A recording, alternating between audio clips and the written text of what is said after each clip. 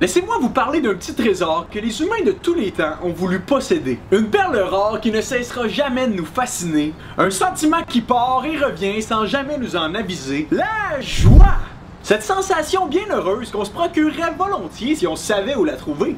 Une carence plutôt honteuse pour notre société tant évoluée. Une substance tellement précieuse qu'on est prêt à voler celle des autres. Mais le problème, c'est que les pauvres semblent en avoir plus que nous autres. Elle ne se vend ni ne s'achète, elle n'a pas de prix. Ne fait qu'un temps rarement parfaite, mais elle en vaut le pari. Je vous le dis, ces 4 lettres-là vous feront courir toute votre vie. On en rit, mais elles vous mèneront peut-être en thérapie. Pour sûr, elles ne peuvent être qu'une utopie, parce que sinon, ça ferait longtemps qu'on aurait cessé d'en avoir envie. S'il y a bien une chose que tout le monde veut, c'est d'être heureux. Que vous soyez blanc, noir, jaune ou bleu. Grand, gros, hétéro, Webster. Que vous mangez votre poutine avec ou sans sauce. Extra fromage, extra sauce. Que vous soyez croyant, non pratiquant. Pratiquant, semi-croyant. Athée, virulent. Agnostique, hindouiste, bouddhiste ou juste sceptique. Vous êtes comme tout le monde à la poursuite du bonheur. Si la joie était un pays, vous seriez les premiers à réserver vos billets. Si la joie était un quartier, on déménagerait tous le 1er juillet. La joie est une quête universelle. Tous les habitants de la Terre courent après. Notre expérience humaine et commune de la joie nous a démontré 4 grandes vérités à son sujet. Premièrement, la joie n'est pas toujours le résultat de nos efforts ou du contexte qui nous entoure. On a beau s'être organisé pour avoir réuni autour de nous tous les critères pour être content, il arrive quand même parfois qu'on est malheureux là-dedans, même si tout est là pour qu'on soit joyeux.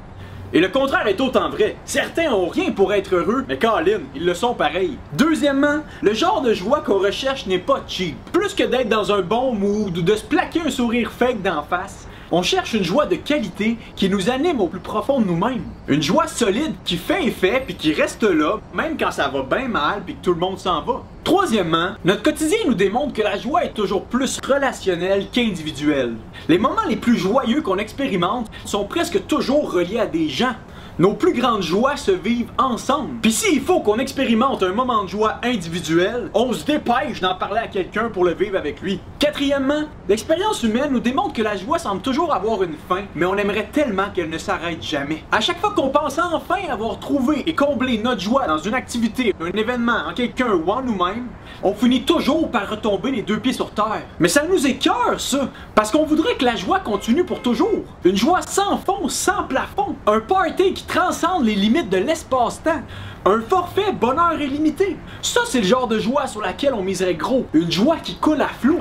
Si mon discours sur la joie s'arrêtait ici, à ces quelques grandes vérités admises par tous, vous me traiteriez de philosophe capable de soulever de grandes questions sans y répondre. Mais pour être honnête, si mon propos ne consistait qu'à faire le constat des choses, ça vaudrait même pas la peine de m'écouter. J'aurais rien de bon à vous annoncer et je serais le plus malheureux des hommes. Si je vous parle, c'est parce que je suis convaincu d'avoir trouvé un méchant bon resto pour les affamés de joie que nous sommes. Le remède par excellence pour une joie de vivre qui ne meurt pas.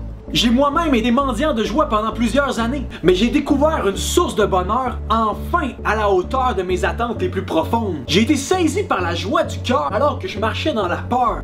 J'ai été trouvé par l'auteur du bonheur alors que je le tenais en horreur. J'ai rencontré un vrai sauveur, celui qui est à la fois l'objet et le sujet de ma joie. Contrairement à tout ce qu'autrefois j'avais pu expérimenter, cette joie correspondait exactement à celle que j'avais tant désirée. Elle concordait parfaitement à mon expérience de la réalité. Devant l'expérience d'une joie qui semble plus interne qu'externe, le christianisme propose précisément un bonheur qui est d'abord relié à l'état de notre cœur. L'état d'un cœur 100% pécheur qui se sait maintenant 100% pardonné. À la recherche d'un vrai sourire qui dépasse les souffrances et les injustices, le chrétien a une joie persévérante dans la détresse, capable d'affronter la pire des défaites.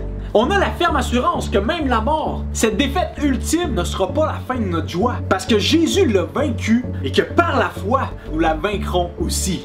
Alors que la joie semble plus relationnelle qu'individuelle, la vie du croyant consiste justement à cultiver cette relation d'amour et de confiance avec Dieu en faisant sans cesse de lui sa joie à travers tout ce qu'il fait. Le chrétien poursuit Dieu avant de poursuivre le bonheur, mais en réalité, il s'en tire avec les deux. Parce que son bonheur devient la conséquence de sa nouvelle relation à Dieu au travers de la personne de Jésus-Christ.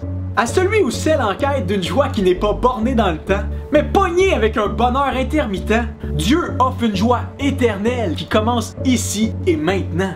C.S. Lewis l'a bien dit, la joie est la grande affaire du ciel. Mais l'affaire, c'est qu'avec Jésus, le ciel est venu sur terre. À cause de son calvaire, la joie est devenue une possibilité offerte à l'humanité entière. Peu obligé de faire taire notre désir d'un vrai bonheur avec des euphories éphémères. On pensait vraiment qu'on allait pouvoir être heureux sans Dieu, mais on réalise que ce bonheur sera toujours défectueux, parce que l'auteur des cieux a voulu que notre cœur humain batte au rythme du sien.